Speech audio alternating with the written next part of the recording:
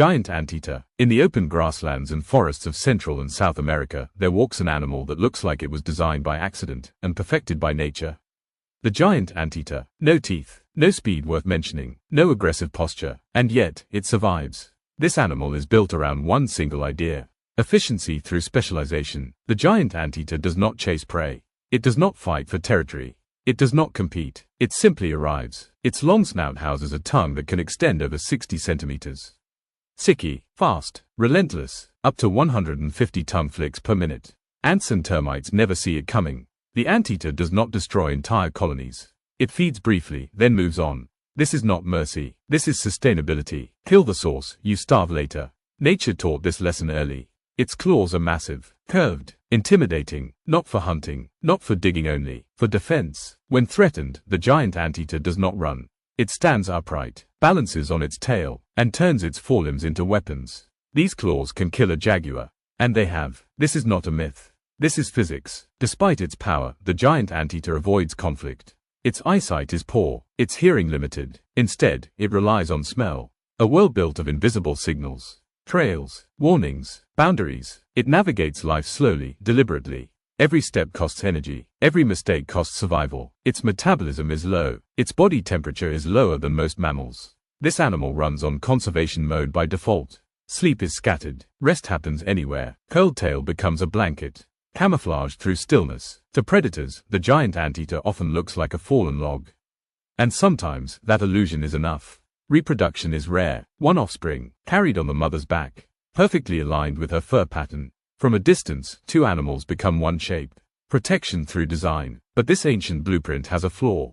It was never meant to face roads, cars. Fires started for land clearing. The giant anteater does not understand speed. Many die without ever sensing danger. Others suffer burns as grasslands ignite faster than instinct can adapt. Humans did not hunt this animal into decline. They simply erased the environment it was tuned to.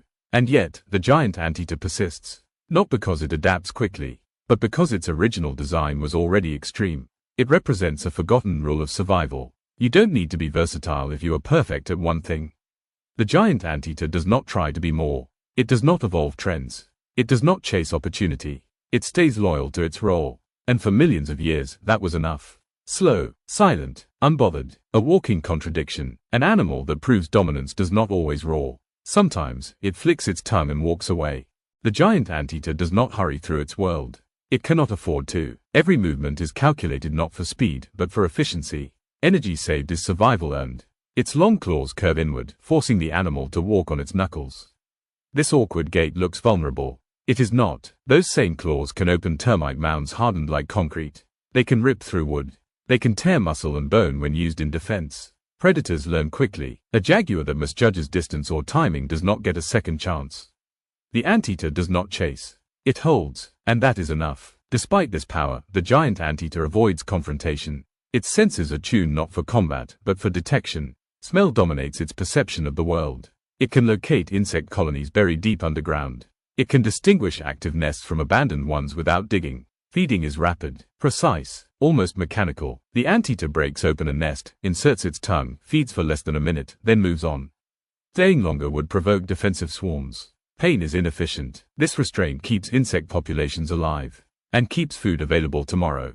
Few animals show such balance between consumption and preservation. Reproduction follows the same pattern of restraint. A single offspring, carried for months on the mother's back. The young learns through contact, through rhythm, through repetition. There is no teaching, only exposure. As the mother feeds, the young memorizes movement patterns. As she avoids danger, the young absorbs caution. By the time it leaves her back, it already understands the world it will inherit.